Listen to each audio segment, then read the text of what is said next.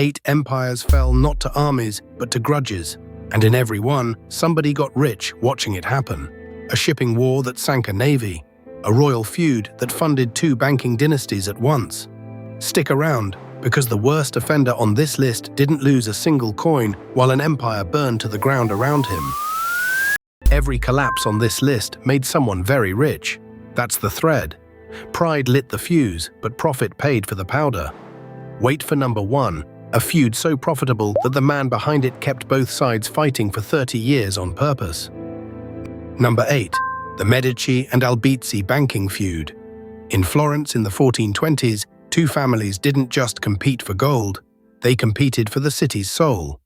Rinaldo degli Albizzi held the old aristocracy's favor. Cosimo de' Medici held something better, the loyalty of the wool guilds and a bank with branches from London to Rome. When Albizzi exiled Cosimo in 1433, he thought he'd won. He hadn't counted on the merchants who owed the Medici bank money, and who needed Cosimo home to collect their credit lines. Within a year, Florence recalled him, and the Albizzi were the ones exiled instead. Cosimo returned not as a rival, but as the city's unelected ruler, and the bank that funded both sides of the feud came out untouched, richer, and effectively immune to prosecution. The Albizzi lost their palaces. The wool merchants lost nothing. They'd simply financed the winner. Florence would spend the next 60 years pretending it was still a republic, while a banking family quietly ran it. History, as ever, was not finished handing that family the bill for later generations to pay. Number 7, the Newcastle coal-Vend wars.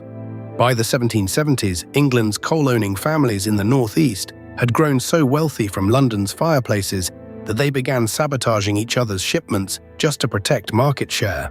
The Vend, a cartel of pit owners, fixed prices and quotas, but 2 rival dynasties, the Lambtons and the Bows, broke ranks so often that entire fleets sat idle in the Tyne, undercutting each other into near ruin.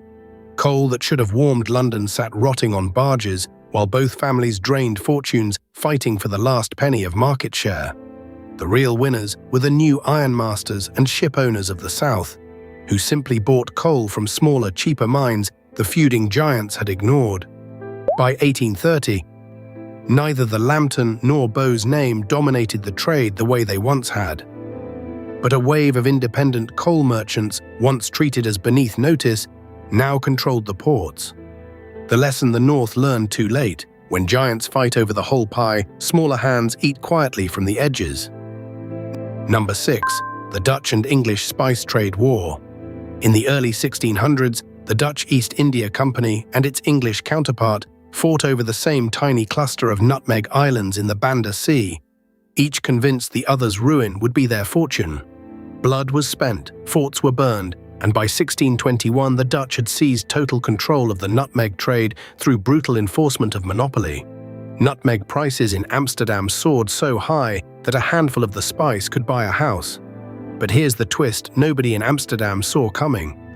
The English, locked out of nutmeg, pivoted hard into a struggling outpost the Dutch considered worthless, a trading post in North America called New Amsterdam.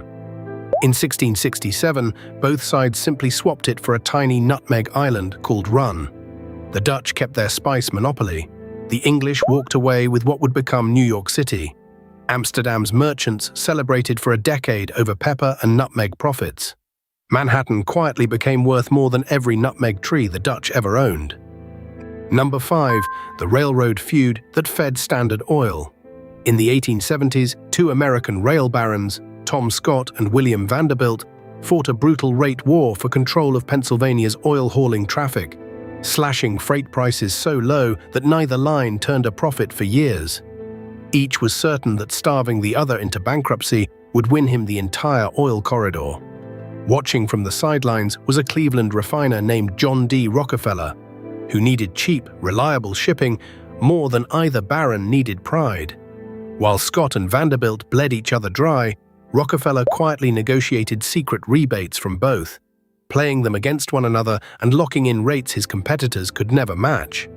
By 1880, Standard Oil controlled roughly 90% of American oil refining, built almost entirely on a shipping war it never had to fight. Scott died within the decade, his fortune diminished.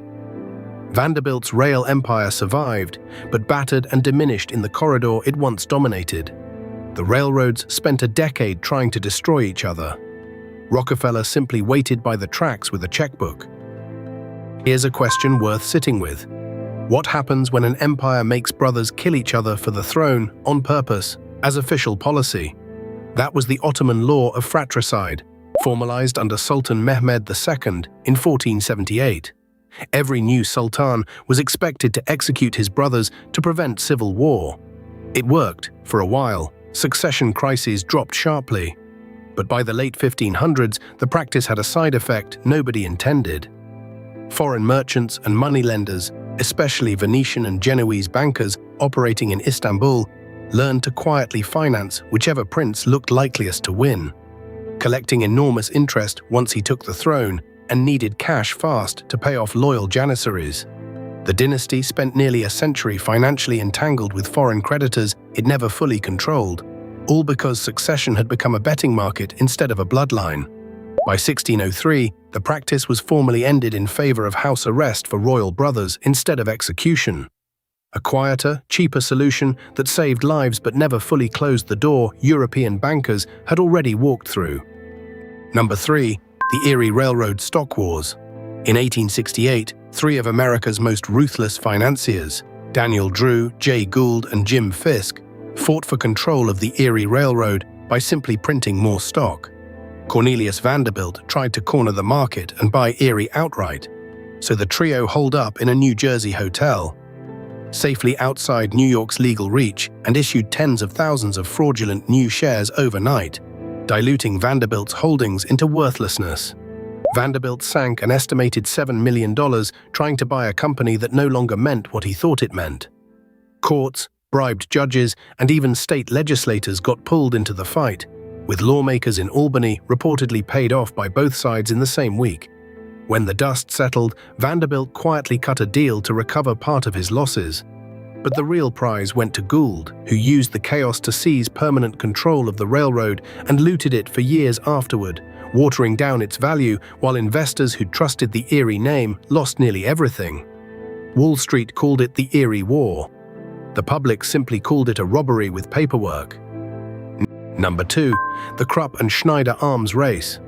Through the late 1800s, Germany's Krupp Works and France's Schneider-Creusot foundry weren't just rival arms manufacturers. They were rival nations' pride, each government pouring subsidies into whichever company built the bigger gun. Krupp Steel armed the Kaiser, Schneider Steel armed the Republic. Both companies sold weapons to smaller nations too, sometimes to both sides of the same regional conflict, collecting payment regardless of who won. As tensions escalated toward 1914, both firms had grown so profitable from stoking their government's mutual paranoia that peace genuinely threatened their balance sheets. When war finally came, both companies expanded production beyond anything the war offices had planned for, delivering unprecedented profits even as the armies they'd armed bled each other white across the trenches. Krupp's wartime profits were staggering. Schneider's nearly matched them. Millions of soldiers died using tools sold by companies that, in peacetime, had occasionally sold each other's government's spare parts. After 1918, both firms faced reparations scrutiny, but both survived, restructured, and kept manufacturing well into the next war. The rivalry never really ended. It just changed uniforms. And number 1, the one nobody sees coming, a man who profited no matter which empire won or lost. During the Napoleonic Wars, the Rothschild banking family and Britain's own Barings Bank quietly competed to finance opposite sides of European power. But it was Nathan Rothschild who perfected something extraordinary, funding British gold shipments to Wellington's army while his brother's agents simultaneously moved money through French-held territory, gathering intelligence no government official had. At Waterloo in 1815, legend holds Rothschild received word of Wellington's victory a full day before London's official messengers, though historians now doubt the more dramatic tales of him profiting off a market crash from that early news. What's certain is less romantic and far more damning. For nearly 30 years, Rothschild financing had quietly threaded through both sides of Europe's wars, collecting interest on loans to governments who spent that money trying to destroy each other. When Waterloo ended Napoleon's ambitions for good, the battlefield's true long-term winner wasn't London or Paris. It was a banking house that had learned war was simply the most reliable business in Europe. Empires rose and fell. The interest payments never stopped. 8 rivalries, 8 empires shaken, and in every one, the loudest fighters weren't the ones who walked away richest. The money always moved quietly to whoever was patient enough to wait by the wreckage. Which of these feuds surprised you most? Tell me in the comments, and if you'd like more forgotten history where greed wrote the real ending, subscribe. Silas has plenty more ledgers left to open.